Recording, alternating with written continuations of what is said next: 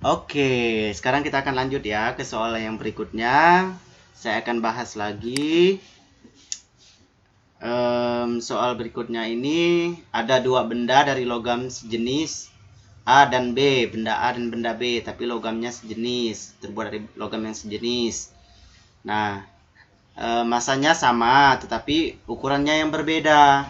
Ya, masanya sama, tapi ukurannya yang berbeda. Masing-masing bersuhu TA dan TB. Tapi TA lebih besar daripada TB. Nah, diletakkan di dalam ruang tertutup yang bersuhu T, di mana TB lebih kecil dari T, lebih kecil dari TA. Jadi seperti pada gambar ini, ya.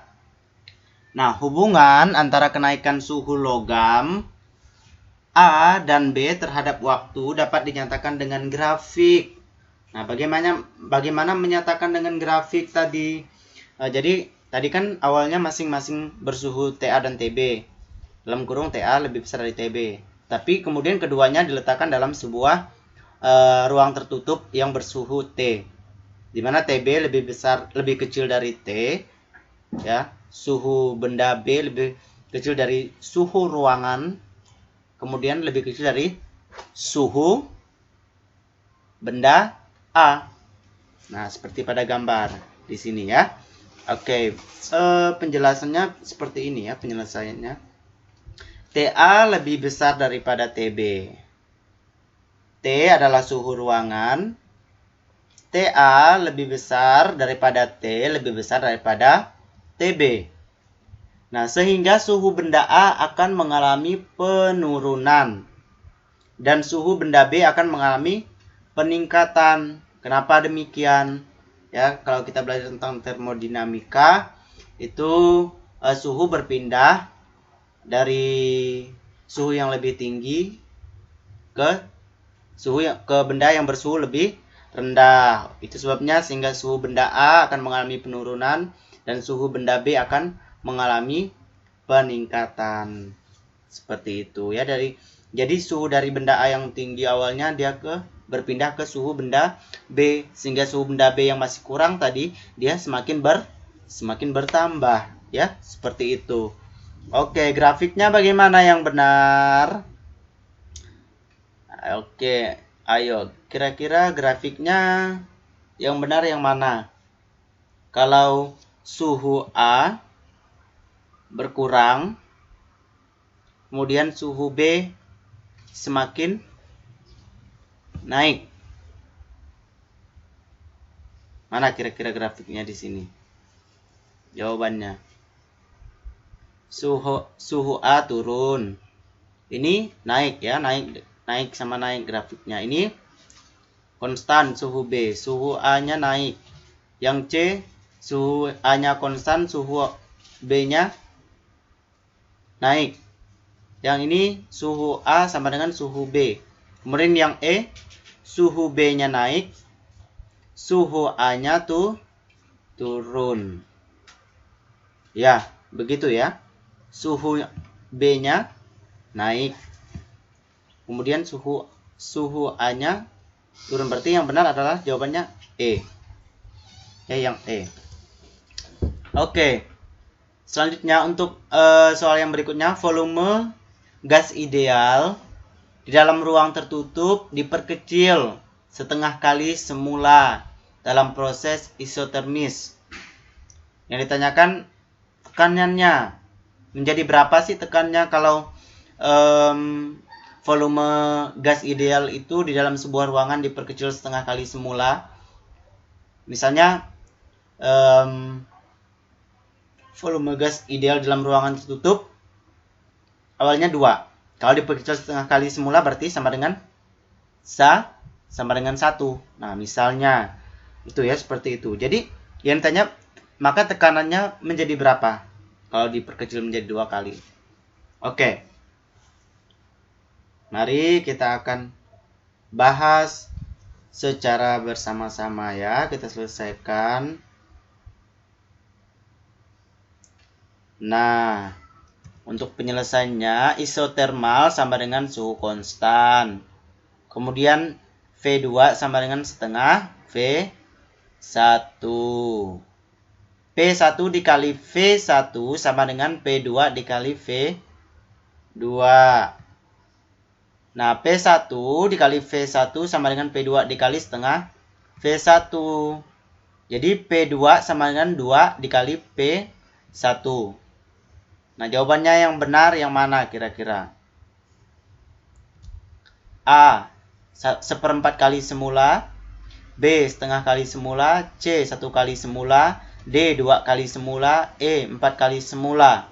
Yang benar apa? P2 ya, atau suhu kedua setelah dikurangi itu sama dengan 2 kali P1. 2 kali tekanan yang kedua itu sama dengan 2 kali tekanan yang mana? Tekanan yang pertama ya. Ketika volume gas idealnya awal itu P1. Jadi 2 kali tekanan P1. Berarti jawabannya adalah D, 2 kali semula. Ya, 2 kali semula. Selanjutnya, soal yang berikutnya. Mikroskop dengan fokus lensa objektif 1 cm dan okulernya 10 cm digunakan untuk mengamati sebuah benda kecil. Ya. Jadi kalau kita sudah menggunakan mikroskop ini berarti tidak bisa dilihat dengan mata telanjang. Ya. Dengan secara kasat mata. Seperti itu. Jadi untuk lensa objektifnya fokusnya 1 cm dan okulernya 10 cm digunakan untuk mengamati sebuah benda kecil. Ya. Nah, saat pengamatan dengan mata tanpa akomodasi, ya tanpa bantuan seperti itu, jarak lensa objektif dan okuler adalah 21 cm. Nah, kemudian pengamatan kemudian diubah dengan mata berakomodasi maksimum SN sama dengan 30 cm. Ya, yang tidak tadi kalau tidak berakomodasi lensa objektif dan okulernya sama dengan 21 cm. Kemudian berakomodasi, ada akomodasinya, akomodasi maksimum sama dengan 30 cm. Berarti nilai untuk jarak lensa objektifnya naik menjadi 9 cm ya. Lensa objektif dan okulernya jaraknya menjadi 30 cm atau naik menjadi 9 cm. Ya, begitu. Nah, kemudian ditanya, maka jarak lensa objektif dan okuler sekarang adalah berapa jaraknya? Nah, mari kita bahas. Jadi diketahui FOB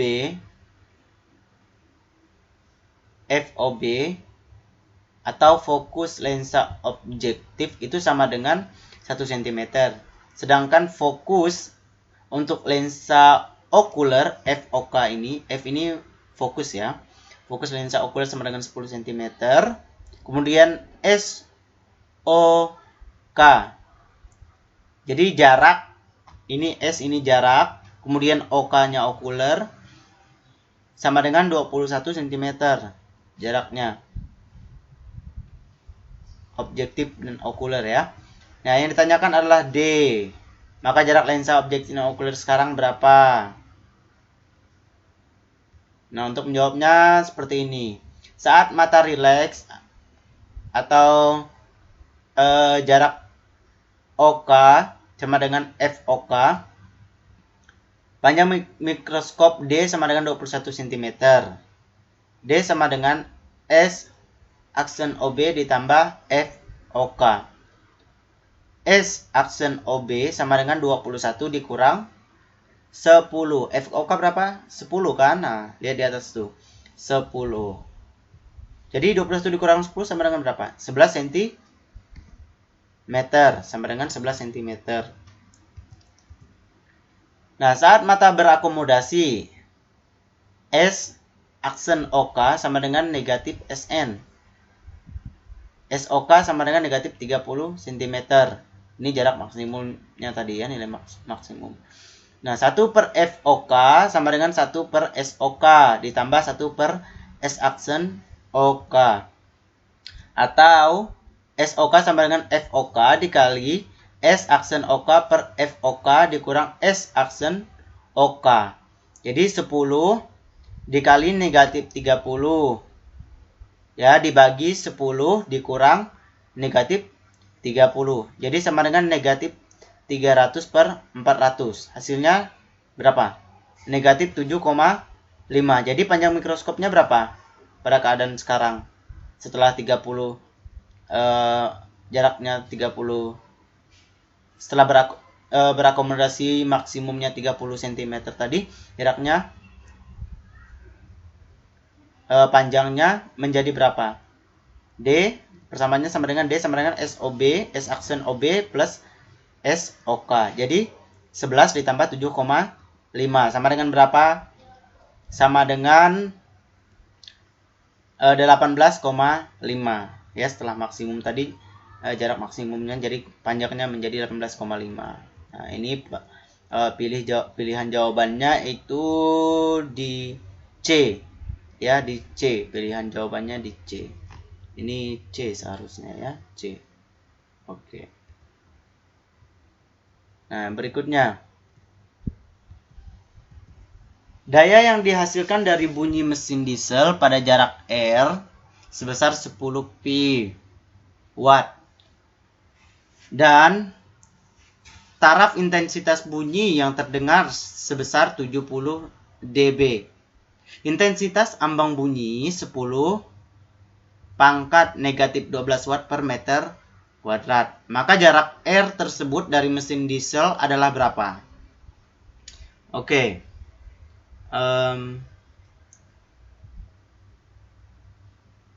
Begini penyelesaiannya. Pertama kita ketahui dulu TI-nya. TI-nya sama dengan 70 dB. Kemudian IO-nya sama dengan 10 min 12 watt per meter kuadrat. P sama dengan 10 pi. Ditanya R. R-nya berapa? Nah, jadi TI sama dengan 10 dikali log I per I0. 70. TI-nya 70 dikali 10 log I per 10 min pangkat 12. Jadi 7 sama dengan log I per 10 pangkat min 12. Jadi log 10 pangkat 7 sama dengan log 1 per log I per 10 pangkat min 12. 10 pangkat 7 sama dengan I per 10 pangkat min 12. Jadi log tadi hilang ya. Nah, log dengan log. Nah, jadi PI-nya sama dengan 10 pangkat min 5. Ya, min 12 dikurang 7 sama dengan min 5 begitu. Watt per meter kuadrat. I sama dengan P per A. 10 pangkat negatif 5 sama dengan 10 pi per 4 pi kali R kuadrat. Nah, R kuadrat sama dengan 1/4 dikali 10 pangkat 6. Nah, jadi R-nya berapa? R-nya sama dengan setengah dikali 10 pangkat 3. Ya, dikali 10 pangkat 3. Jadi R-nya sama dengan 500 M atau 0,5 km. Seperti itu. Nah, pilihan jawabannya terdapat pada pilihan jawaban A, 0,5 km. Ya, jadi nanti kalau jawaban kalian misalnya meter, kalian lihat pilihan jawabannya apa? Kilometer kah? Kalau kilometer kalian ubah. Kalau meter ya bisa berarti jawabannya 500 meter misalnya. Ya, kalian lihat satuan di pilihan jawabannya saja nanti. Baik. Nah, perhatikan gambar rangkaian 5 lampu identik berikut. Ada lampu A, lampu B, lampu C, lampu D, dan lampu E. Ya, ini rangkaian lampu. Nah, lampu identik F dipasang pada kawat antara P dan Q. Identik F antara P dan Q. Nah, bagaimana keadaan nyala 5 lampu pada rangkaian listrik pada rangkaian listrik tersebut. Bagaimana keadaan nyala 5 lampu kalau F diletakkan antara P dan Q. Baik. Nah, ketika dalam rangkaian ditambah hambatan, maka arus listrik akan mengecil. Sehingga lampu D dan E akan meredup karena arus listrik mengecil. Kenapa mengecil? Ditambah tadi hambatannya. Hambatannya apa? Yaitu lampu F, ya. Antara P di sini dengan Q di sini ada F lagi. Ya, ada lampu F. Nah, jadi alirannya ke F dong. Karena F adalah hambatan, sehingga lampu D dan lampu E akan meredup karena arus listrik semakin mengecil karena ditambah hambatan lagi. Seperti itu. Ya. Nah, kalau dikurangnya bagaimana? Kalau tidak ada lampu F maksudnya.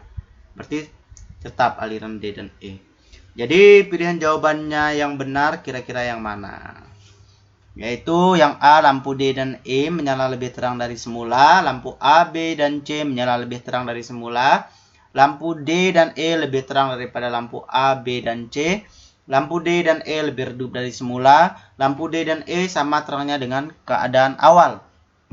Pilihan jawabannya yang benar adalah yang keempat ini ya. Seharusnya di sini D. Ya, D. Lampu D dan E lebih redup dari semula karena ditambah hambatan satu lagi yaitu lampu F. Ya, karena ada lampu F di situ. Oke, terima kasih. Ini penjelasan dari saya tentang beberapa soal. Kiranya boleh berguna dan bermanfaat bagi siapa saja yang melihatnya. Seperti itu ya. Terima kasih.